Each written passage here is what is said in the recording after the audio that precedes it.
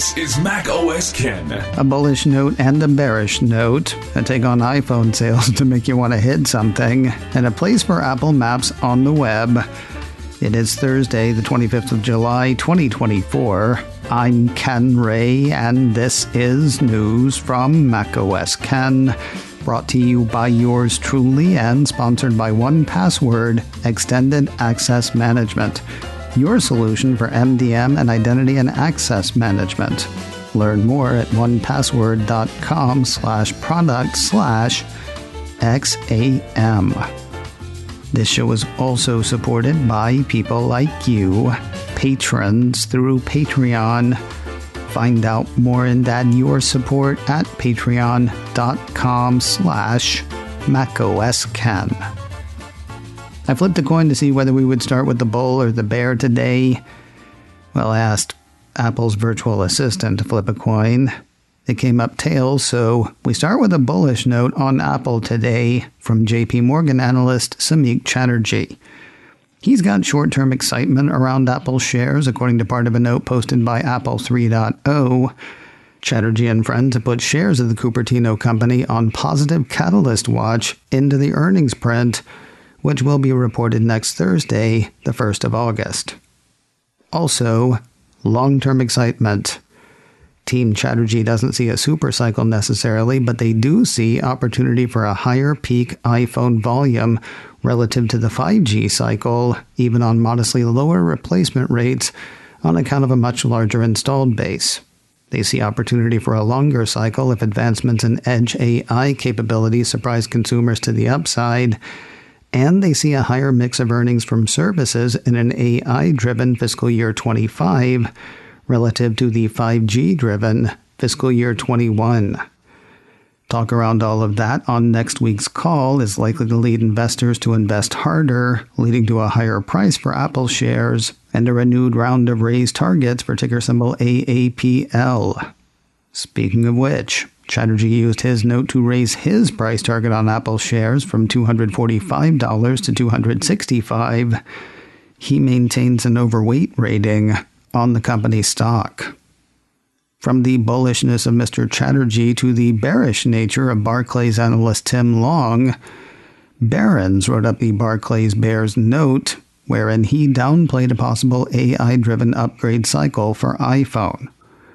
Oh, it might drive some sales, though Long doesn't believe the iPhone 16 AI features will be enough to drive a meaningful enough upgrade cycle to justify the valuation.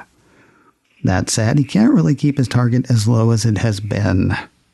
Maintaining an underperform rating on Apple shares, the analyst raised his price target on them from $164 to $187.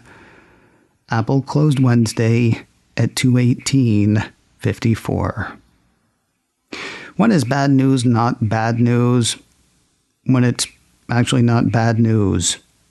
I told you last week of a report from Consumer Intelligence Research Partners, or CIRP, that had U.S. sales of iPhone 15 models in the June quarter underperforming sales of iPhone 14 models for the same quarter a year earlier.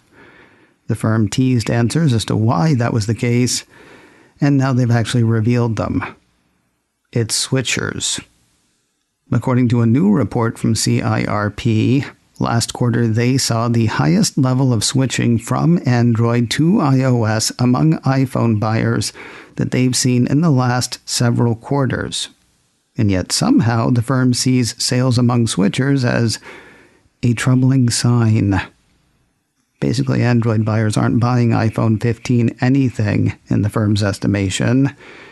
They're content with cheaper legacy models. That's still more iPhones sold, right? Well, sure, but in this moment, it means fewer iPhone upgrades as a portion of iPhone sales. And that is bad, according to CIRP.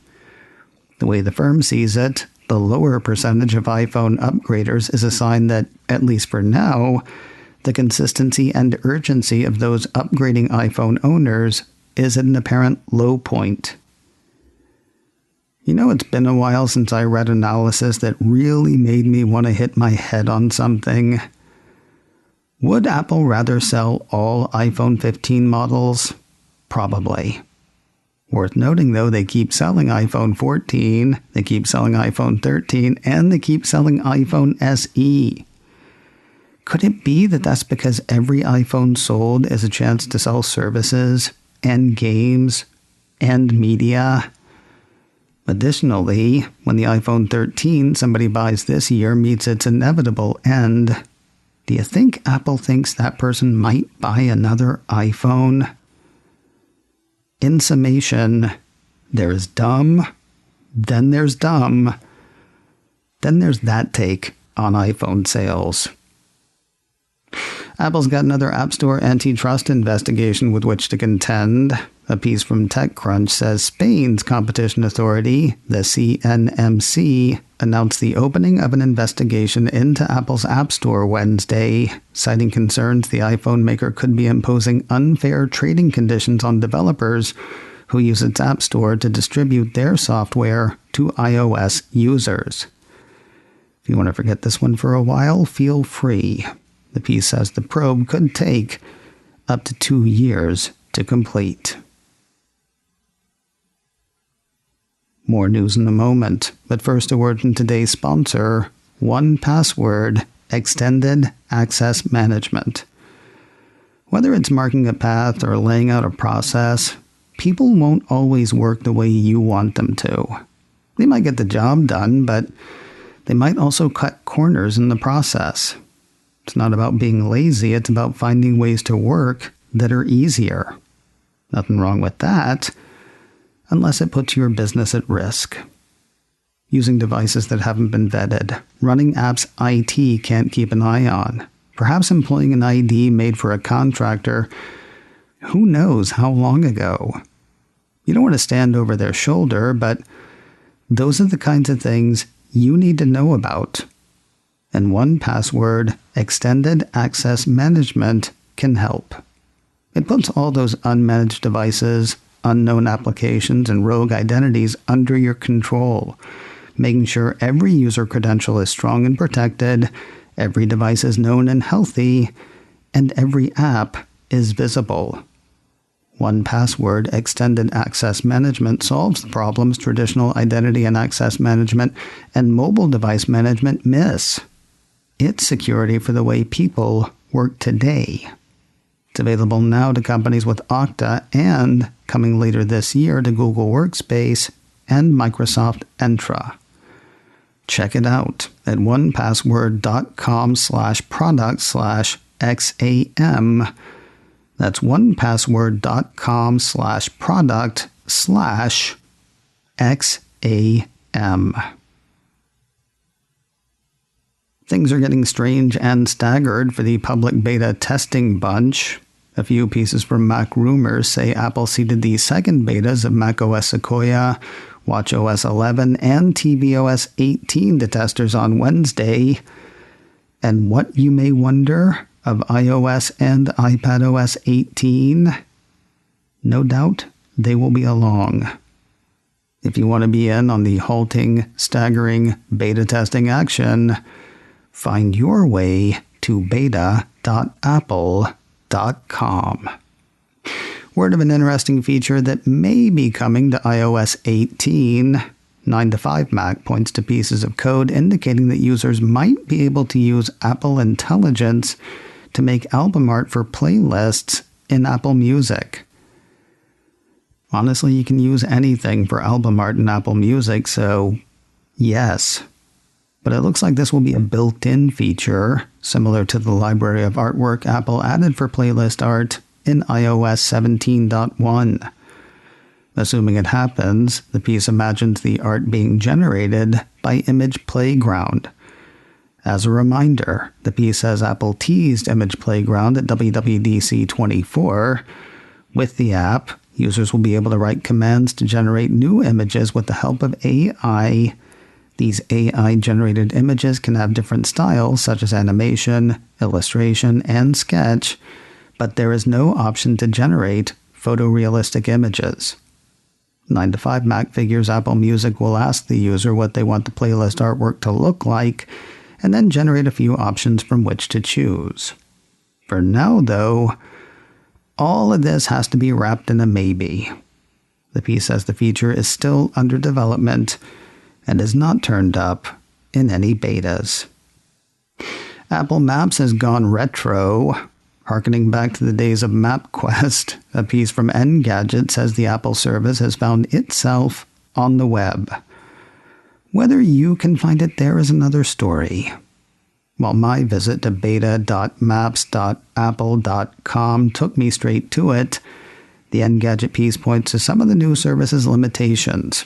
It's not available everywhere according to the report, and it is only available in English. As for what is working, the piece says the web version of Apple Maps includes directions, guides, opening hours, reviews, and other helpful information for businesses, and actions such as ordering food. Apple will add other features, including Look Around, in the coming months. Where available, Apple Maps on the web is accessible through Safari and Chrome on Mac and iPad. Windows users can also access the service through Chrome and Edge. Support for more languages, browsers, and devices is expected down the road. And finally today, kind of feels like the partnership between Bill Lawrence and Apple TV Plus could be the Cupertino streamer's best recipe for hits. First, they gave us Ted Lasso, then they gave us Shrinking. Now, Apple's streaming service has issued a press release with the first trailer for the Lawrence-produced comedy Bad Monkey.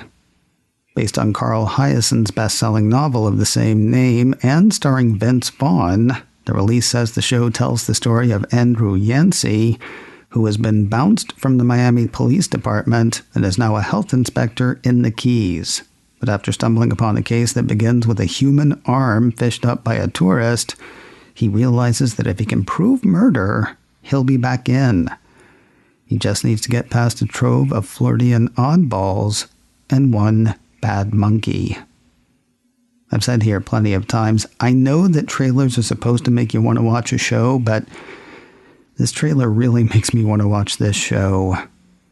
Other names of note in the title include L. Scott Caldwell, Rob Delaney, Natalie Martinez, Alex Moffat, John Ortiz, Zach Braff, and plenty of others. 10 episodes for this one. The first 2 hit Apple TV Plus on Wednesday, the 14th of August. You can catch the trailer now on YouTube. macOS Can, brought to you by me, and sponsored by 1Password Extended Access Management. Learn more at onepassword.com/product/XAM. This show is also supported by people like you, patrons through Patreon. Find out more and add your support at patreon.com/macOScan. Advertising handled by Backbeat Media. Online at backbeatmedia.com. You can reach me a couple of ways. Info at macoscan.com or call 716-780-4080. Until next time, that is news from macOS Ken. I'm Ken Ray.